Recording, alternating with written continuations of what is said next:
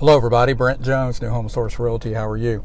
Thought we'd do a quick little video about what can you buy in addition to a single family home, since single family homes are in such short supply. So what would some other options be outside of a single family home for you to consider purchasing? Before we get into this, click notifications, follow me, like this video, and leave a comment. So, I'm always trying to see if this is going to be good or bad.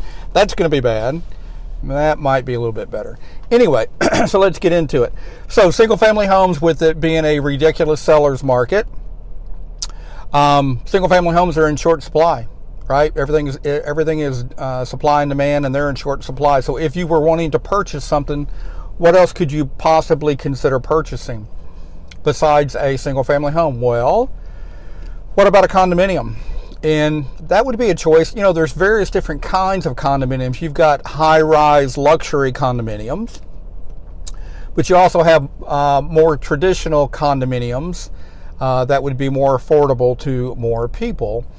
My advice to you would be, and I've been doing this for 30 years, my advice to you would be, just be cautious. Be sure that you're actually buying into a good condominium community that has a good HOA. You're going to have, in addition to your mortgage payment and your insurance payment and your utility payment, you're also going to have HOA, homeowners association dues, every month. And those are going to vary. And they can include various different things, but you want to be sure that the homeowners association that manages the condominium community that you're going to buy in, you need to be sure that they're a good company. And I can tell you, in my time, I have seen the good, the bad, and the ugly. I've been in condominium communities. And again, areas kind of have a feel about them, and it's kind of hard to describe. But when you're driving into an area, a neighborhood, a subdivision, or a condominium community, it can kind of have a feel about it. And I've driven into condominium communities, and it just looks like it's just horribly mismanaged. And this particular one that I'm thinking about, I think the HOA dues were at least $100 a month, and there's at least 300 units in there, so that's $30,000 a month that this HOA is getting. And I don't know where the money is going, because they're not putting it back into the community. Maybe it's going to an offshore bank account or something, but somebody is taking advantage of somebody somewhere, because you drive into the community and there's no grass. It's just horrible mud. There's cigarette butts and beer bottles everywhere. There's broken windows. The gutters are falling off the building. There's rotten wood. It is in severe need of being painted. Shutters are falling off the building. It just has the look of being totally mismanaged. So obviously you want to check out and be sure that the HOA is good, it's reputable, that the dues that you are paying every month is actually going back into the community to help with your resale on down the line. What all is included in a condominium HOA dues? Well, it can vary depending on the community.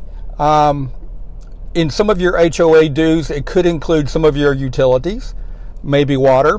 It could include exterior maintenance. You could actually even have some what they call blanket insurance. So if the condominium is hit by a storm, it's covered because you participate in the blanket insurance that everybody else in that community participates in. So that's part of your HOA dues. Now, you would still need to have more like content insurance, but the exterior of the building, the roof, and that kind of stuff could be covered in your HOA type dues. So all of that is good. The other thing I would caution you about when it comes to a condominium is some condominiums have the feel of an apartment. I mean, it just feels like an apartment. And so you're going to have all the disadvantages of that kind of lifestyle, like, say, for instance, paper thin walls. You can hear the people below you. You can hear the people above you. You can hear the people beside you. If you're on the third floor, you're going to carry your groceries up 3 floors. I mean, so you really would like to have a condominium that doesn't really have that apartment kind of feel to it. If you were going to purchase a condominium, you have the right, and it's built into the contract, for you to be able to have the HOA documents and to have an HOA resale certificate so you can know how solvent the HOA is. They have money in reserve for different, that they're just solvent and they're well managed, and there's accountability as to where the money is going. And you have the right in the HOA documents that you have a right to have a copy of before you close, and the HOA resale certificate as well. You know, the advantages of having a condominium is it kind of lends itself to kind of a drop and go kind of lifestyle. So if you're not really going to have a yard. If you were on the bottom unit, you might have a little courtyard, but there's not going to be a lot of yard maintenance. So that's if you and your partner like to just kind of drop and go out of town, you have that ability. That drop and go kind of lifestyle is possible. A lot of condominiums have some pretty nice amenities, like a community pool. They can have a fitness center. They can have a community center. They can even have a dog park.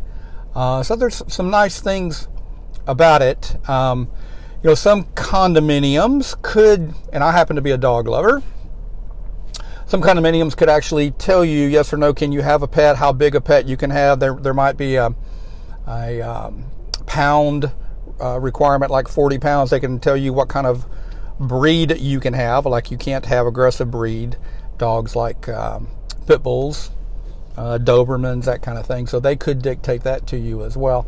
But there are some advantages to having a condominium that could be a viable choice or option for you outside of a single family house. It would have a more drop and go kind of lifestyle for you.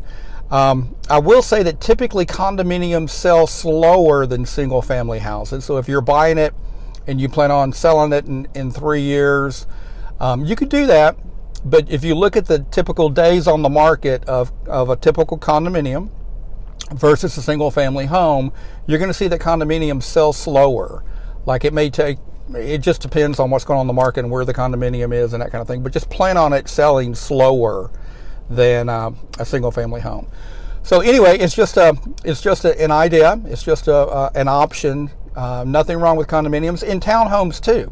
Nothing wrong with that as well. Townhomes have kind of a different layout. Townhomes typically are on like 3 levels. So if you don't like stairs, you don't want a townhome, because typically when you go into a townhome, you enter on the bottom level where the garage is. You come in and typically there's a bedroom there. Then you go up a flight of stairs, and that's where the typical living area and the kitchen area is. And then you go up a flight of stairs, and that's where you get to the rest of the bedrooms, including the master.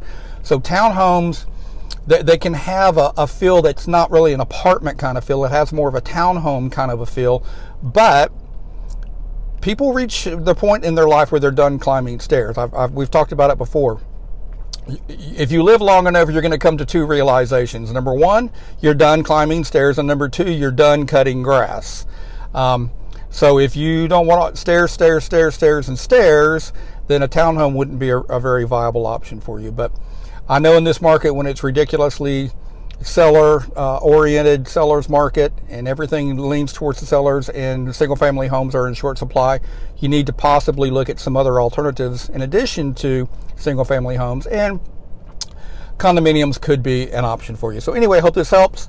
Anything I can do to be of help, Brent Jones, New Home Source Realty. I'm more than happy to help. Feel free to reach out to me, call, text, email, Facebook message me. Anything I can do to be of help.